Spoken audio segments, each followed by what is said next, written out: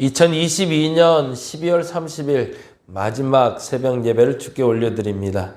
하나님, 지금까지 달려온 길이 후회되는 일이 않게 하여 주시옵소서. 그동안 살았고 그동안 최선을 다했고 그동안 열심을 다했사오니 하나님 기뻐 받아 주시옵소서. 하나님, 이제 2023년을 시작하고자 합니다. 이 밤이 지나고 또 한 밤이 지나면 새날이 찾아올 텐데 그 새날은 정말 새날이 되게 하여 주옵소서. 달라지는 나를 보게 하여 주시고 달라지는 세상을 보게 하시고 달라지는 교회를 보게 하시고 달라지는 우리를 보게 하여 주옵소서. 어제보다 분명히 나아진 나로 살아가게 하여 주시고 어제보다 분명 나아진 삶을 허락하여 주옵시며 어제보다 분명 더 성장하고 성숙한 신앙인이 되게 하여 주시옵소서. 오늘 오후 3시에는 우리 손영수 권사님 발목 수술을 하게 됩니다. 하나님 붙잡아 주시고 하나님 모든 수술 가운데 함께하여 주시옵소서. 깨끗이 나을 수 있도록 하여 주시고 건강이 회복되게 하여 주시며 그 어떤 일을 하는데도 걸림돌이 되지 않도록 하나님 붙잡아 주시옵소서. 감사합니다. 고마우신 예수님 이름으로 기도드렸습니다. 아멘. 아멘. 요한복음 21장 18절에서 25절까지 요한복음 마지막 말씀 보면서 마무리합니다.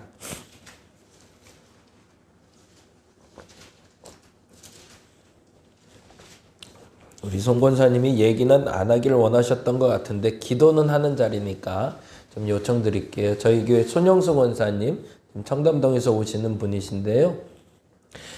요번에 눈길에 미끄러지셨는지 이래갖고 발목이 부러지셨대요. 그래서 오늘 오후 3시에 두 번째 수술이 된다고 하는데, 그러니까 두 번 수술했다는 얘기 아니라 오늘 두 번째 수술 시간 잡힌 걸로 아마 하게 되신 것 같아요.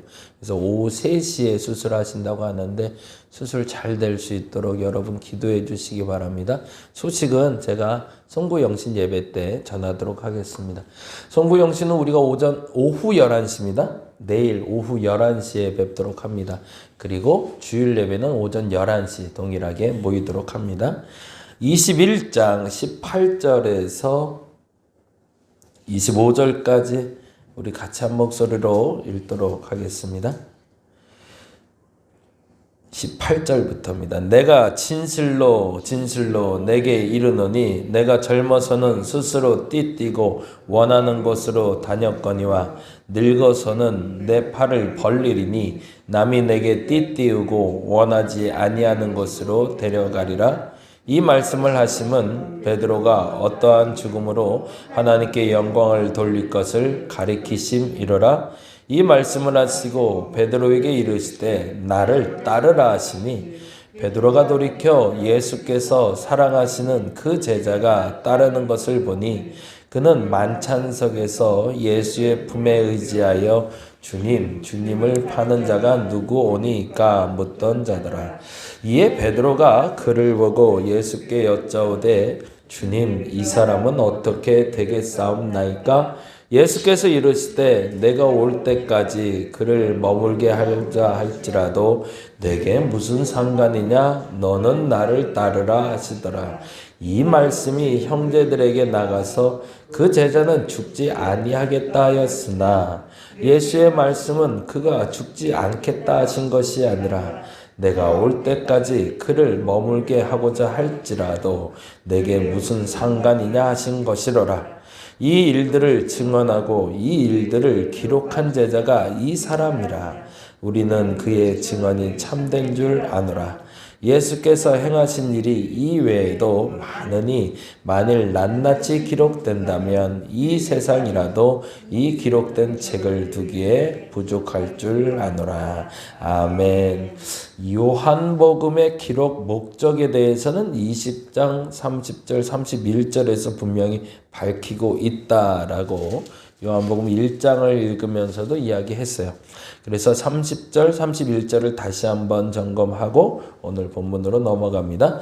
30절, 31절입니다. 20장 같이 한번 읽어볼까요? 예수께서 제자들 앞에서 이 책이 기록되지 아니한 다른 표적도 많이 행하셨으나 31절 오직 이것을 기록함은 너희로 예수께서 하나님의 아들 그리스도이심을 믿게 하려 하며 또 너희로 믿고 그 이름을 힘입어 생명을 얻게 하려 함이니라. 아멘.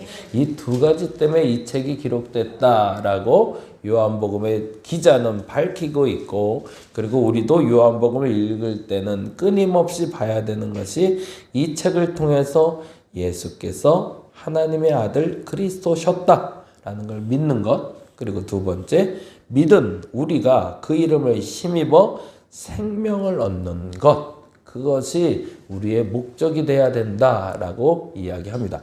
그러면 오늘 본문의 베드로도 마찬가지겠죠.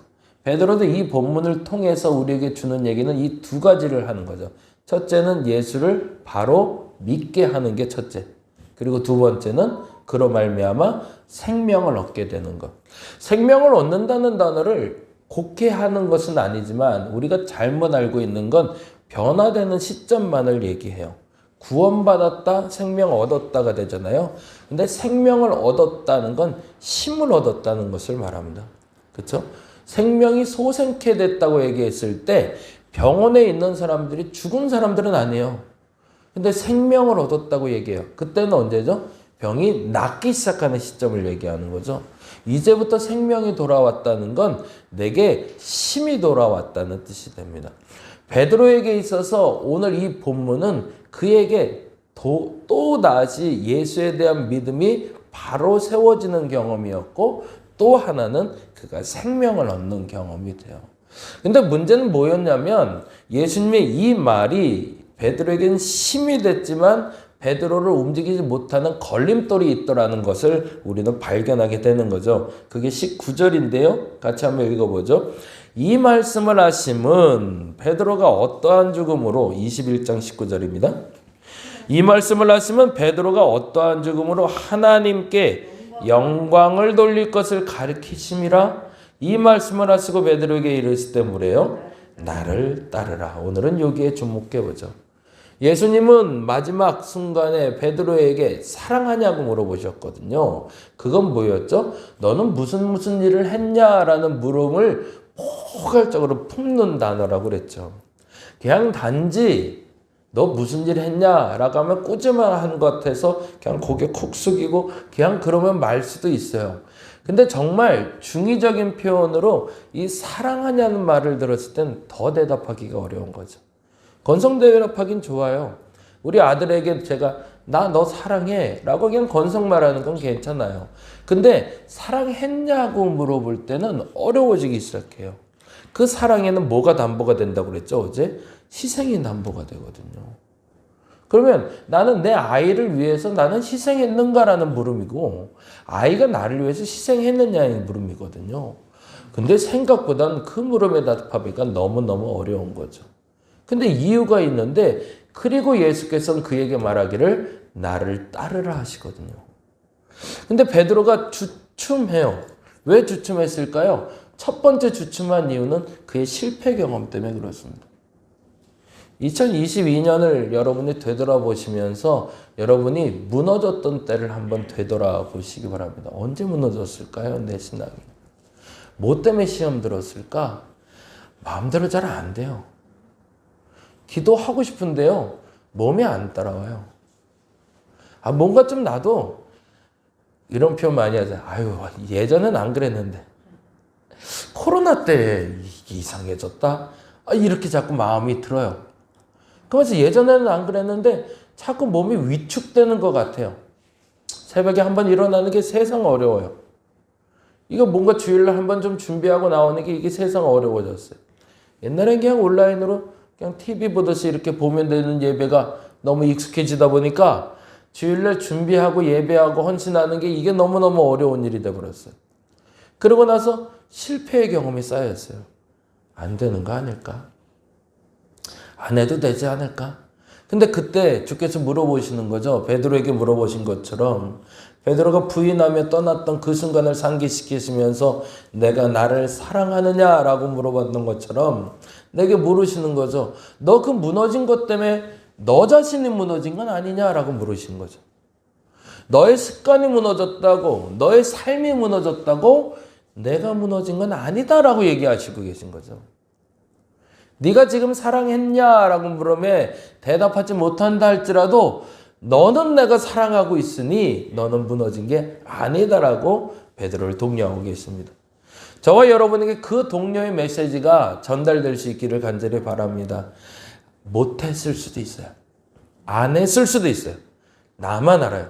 못한 것과 안 한 것은 분명 차이가 있지만 그 동일한 실패 가운데서도 하나님은 나를 사랑하고 계셨고 지금도 부르고 계심을 저와 여러분이 믿고 따르시기 바랍니다. 두 번째로 베드로의 발목을 잡은 게 있어요. 나를 따르라 라고 할 때 그 실패의 경험을 그를 주저앉게 만들었다면 또 하나는 20절에 있는 말씀입니다. 20절 말씀을 같이 한번 읽어볼까요? 베드로가 돌이켜 예수께서 사랑하시는 그 제자가 따르는 것을 보니, 이게 문제가 돼요. 그 제자가 따르는 것을 보니. 근데 그 제자는 어떤 제자였냐면 앞뒤에 수식어가 붙죠. 앞에는 뭐라고 붙죠? 사랑하시는이요. 이건 누구의 눈에서 사랑하시는이요? 베드로가 볼 때요. 예수님은 내게 사랑하냐? 라고 물으셨는데 베드로가 보기에는 누가 더 사랑받는 것 같은 거예요? 요한이. 나는 책망하시고 그는 사랑하시고 이렇게 보이는 거죠. 그러니 그 마음이 영 속상해요. 같은 교인인데 왜 저 사람만 사랑하시고 나는 책망만 하시지? 이렇게 들리는 거죠. 베드로 입장에서. 그걸 우리가 한마디로 뭐라고 하죠? 비교라고 그러죠. 내가 더 열심히 했는데, 내가 더 앞장섰는데, 내가 더 열심히 냈는데, 내가 그 누구보다도 예수님 더 많이 사랑한 것 같은데 정작 나는 끝까지 혼내기만 하시고, 저 제자는 심지어는 뭐라고 되어 있죠? 만찬석에서 예수의 품에 의자여 주님을 파는 자가 누구니까? 라고 묻던 자라라고 되어 있어요. 가장 마지막 순간에도 가까이 있더니만 저 인간은 마지막 헤어질 때도 항상 가까이 있는 사람으로 비춰진 거죠. 이게 베드로의 발목을 잡았던 게 이 두 번째 부분이 됩니다. 비교 때문에 그렇죠. 열심히 해봐야 뭐하냐? 난 인정도 못 받는데. 누구에게 인정받으려고 하냐? 그것도 중요하지만 베드로 입장에서는 예수님께 조금 더 인정받고 싶었던 거죠. 그러자 예수께서 이렇게 얘기하시죠. 베드로의 마음은 21절에 이렇게 들통이 납니다. 21절 볼까요? 이에 베드로가 그를 보고 예수께 여짜오되 주님, 이 사람은 어떻게 되겠사옵나이까? 이건 서운하다는 얘기죠. 나는 그렇게 된다며. 나는 젊어서는 내가, 그런데 늙어서는 남이 나를 끌고 간다며. 근데 이 사람은 어떻게 돼요? 라고 물어보는 거죠. 나는 그렇게 흔들리면서 가면 이 사람은 더 고통을 받는 건지 더 나은 삶이 있는지 좀 나한테 얘기 좀 해봐라. 그랬더니 예수님이 이렇게 얘기하시죠. 22절입니다. 예수께서 이르실 때 내가 올 때까지 그를 머물게 하고자 할지라도, 이 말이 중요한 게 아니라 다음 말이 중요한 거죠. 뭐라고 하시죠? 내게 무슨 상관이냐. 거기다 줄쳐놓을게요. 내게 무슨 상관이냐. 그리고선 얘기합니다. 너는, 그와 너는이 아니라, 제자들은이 아니라 너는 나를 따르라 합니다. 그 사람 눈치 보지 마. 그 사람이 덜 사랑받던, 더 사랑받던, 그게 너한테 뭐가 문제가 되냐?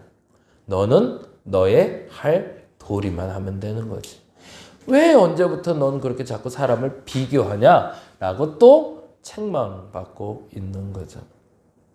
우리가 앞으로 나가려고 하는데 자꾸 발목을 잡는 것들이 있어요. 앞서 말한 대로 첫째는 실패예요. 그건 내 안의 가시가 되죠. 그 내 안의 가시가 나를 내 안에서 찌르기 시작하면 주춤할 수밖에 없어요. 그렇잖아요. 요즘 이제 겨울 옷을 입다 보니까 이렇게 입는데 옷에 뭐가 가시가 하나 들어있으면 움직임이 좀 주춤주춤하게 되잖아요. 가시를 빼기 전까지는. 그게 내 안의 가시예요. 근데 또 하나의 밖의 가시가 있더라는 거죠. 내 안의 가시는 내가 실패한 경험이라면 밖에 나를 찔러서 주춤하게 만드는 게 있어요. 눈길이 미끄러울 것 같으니까 조심조심 걷는다던가 아니면 가시 같은 게 있는 것 같아서 비껴가는 것처럼 나를 움츠러들게 만드는 가시들이 있습니다.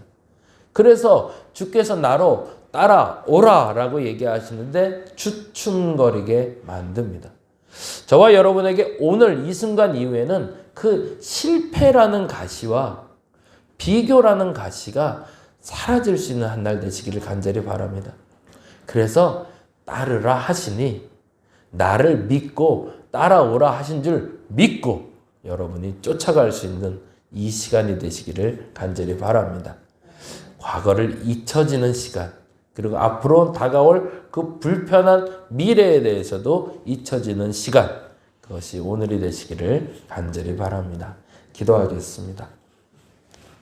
신앙에는 걸림돌이 항상 존재합니다. 내적인 걸림돌, 그 가시가 내 실패에 대한 경험입니다. 근데 그 실패에 대한 경험을 주께서는 사용하셔서 나를 다듬으시지 나로 그 실패에 매몰되지 않게 하십니다. 근데 오히려 사탄은 계속 그 실패를 주목하게 합니다. 넌 잘못됐어. 넌 못하잖아. 넌 안 했잖아. 라고 정죄하며 공격합니다. 그 사단의 공격에서 떨치고 일어나는 저들 되게 하여 주시옵소서. 또다시 사단은 그 내적인 가시를 떨치고 일어나는 나에게 상대적인 빈곤을 허락합니다. 그리고 비교하게 만듭니다. 그러면서 넌 저 사람보다 못하잖아. 넌 못났잖아. 라는 말을 자꾸 들려줍니다. 이 또한 사단의 유혹인 줄 알고 단호하게 이겨내는 저들 되게 하여 주시옵소서.